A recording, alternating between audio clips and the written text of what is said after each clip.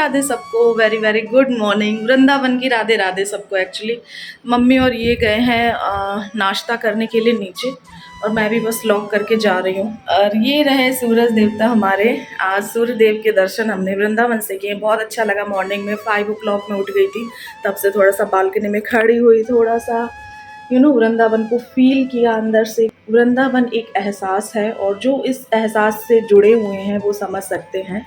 तो 1 घंटा बहुत अच्छे से गहरी गहरी सांसें ली, यहाँ की ताज़ी ताज़ी हवा को, वृंदावन को महसूस किया, चिड़िया पेड़ पौधे सब देखे। सारा करने के बाद फिर मैंने इन लोगों को उठाया। उठ तो गए थे ये लोग, बट फिर भी मैंने कहा कि चलो चलो, फिर ये लोग गए हैं।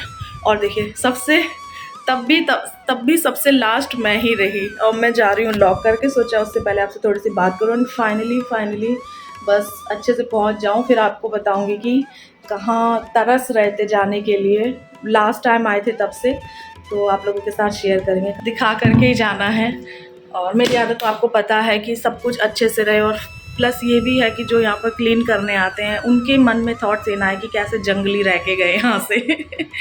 ये भी अंदर से सोचती हूँ मैं। तो थोड़ा सा इंसान कहीं ना कहीं तो सोचता ही है कि हाँ, वेल मैनर्ड लोग थे जो ऐसा रूम छोड़ के गए। तो मैं थोड़ा सा अच्छा सा करके जाती हूँ, और बाद बाकी मुझे कोई सोचे ना सोचे, मुझे खुद में अच्छा फील होता है अच्छे से करना। ये कह रहे तुम तो यहाँ पर भी लगी रहती हो। मैंने कहा तो क्या, जहाँ हम रह रहे हैं वही अपना घर होता है, घर समझ के हमें रहना चाहिए। एक दिन का तो घर है ही है, या जितने भी दिन रुकते हैं। तो चलिए, बातें ज़्यादा हो गई।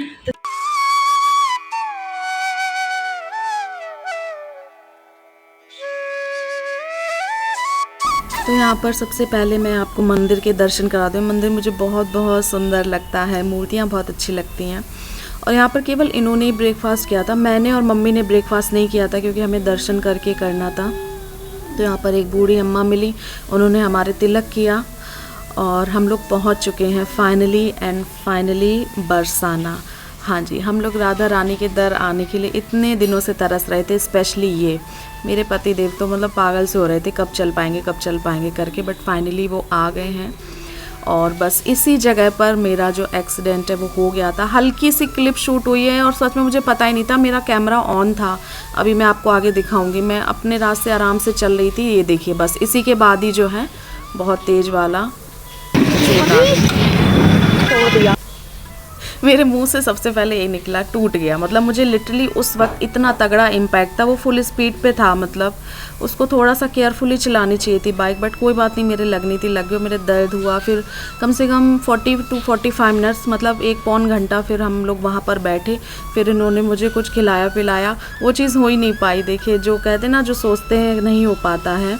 तो फिर क्योंकि मुझे पेन किलर खानी थी, और डॉक्टर सामने ही थे, इत्तेफाक से डॉक्टर का जो क्लिनिक था वो सामने ही था। तो डॉक्टर ने मेरा हाथ वगैरह चेक करके देखा, फोल्ड वगैरह करके देखा कहीं टूट तो नहीं गया है। दर्द हुआ था, बट वो लोग समझ जाते हैं। फिर उसी के अकॉर्डिंग उन्होंने दवा वगैरह प्रिस्क्राइब कर दी, वो खा करके फिर आगे बढ़े हम लोग। क्या हो गया? चोट लग गई? बच गए। चोट नहीं लगी, बच गए। हाँ, बच तो गई। सब कुछ, मतलब कहते नहीं, ये इत्तेफाक हो सकता है या कुछ भी, आप कृपा समझ लो राधा रानी की। डॉक्टर भी सामने थे, मेडिकल स्टोर भी बगल में था, और जो खाने पीने का सामान था वो भी बगल में था। मतलब ऐसी जगह पर लगी कि सुनसान जगह पर नहीं लगी। अगर लगी होती तो फिर तो बहुत दिक्कत हो जाती। तो बस तुरंत ही मुझे आराम मिल गया था थोड़ी देर के बाद, और भीड़ से थोड़ा बच के मैं चल रही थी। और यहाँ पर काफ़ी सारी स्टेयर्स चढ़नी पड़ी, 270 या 300 समथिंग ऐसे बोल रहे थे सब लोग। जो बाइक ने टक्कर मारी ना, वो वही बाइक वाले थे जो ऊपर ले जाते हैं बैठाल के, कि आपको सीढ़ियाँ नहीं चढ़नी पड़ेंगी, 300 सीढ़ियाँ। मैंने कहा नहीं भैया, मुझे सीढ़ियाँ ही चढ़नी है, मुझे बाइक से नहीं जाना है। तो वही बाइक, उन्हीं में से एक बाइक वाले ने मेरे टक्कर मार दी। फिर यहाँ पर तसल्ली से हम लोगों ने दर्शन किए, बहुत अच्छे से हमें तसल्ली से दर्शन हुए। उसके बाद यहाँ पर एक ग्राउंड सा बना था।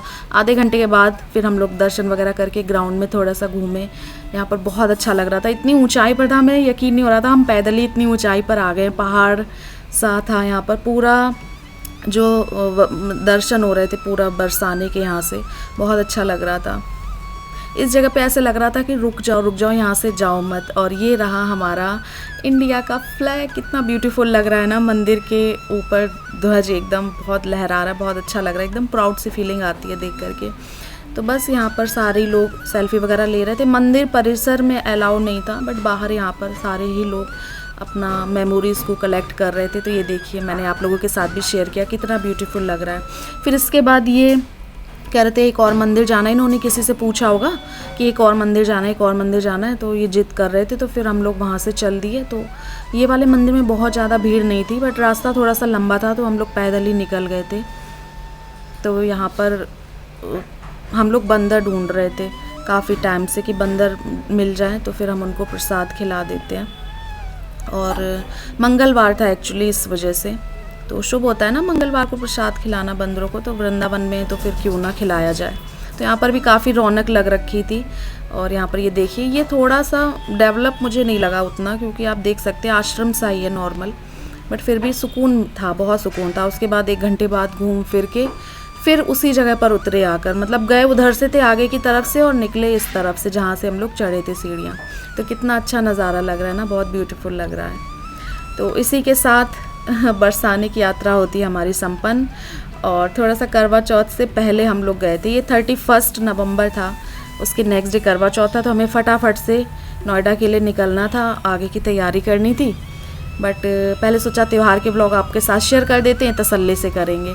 तो कैसा लगा आपको बताना। मिलेंगे आपसे नए वीडियो में, तब तक के लिए राधे राधे।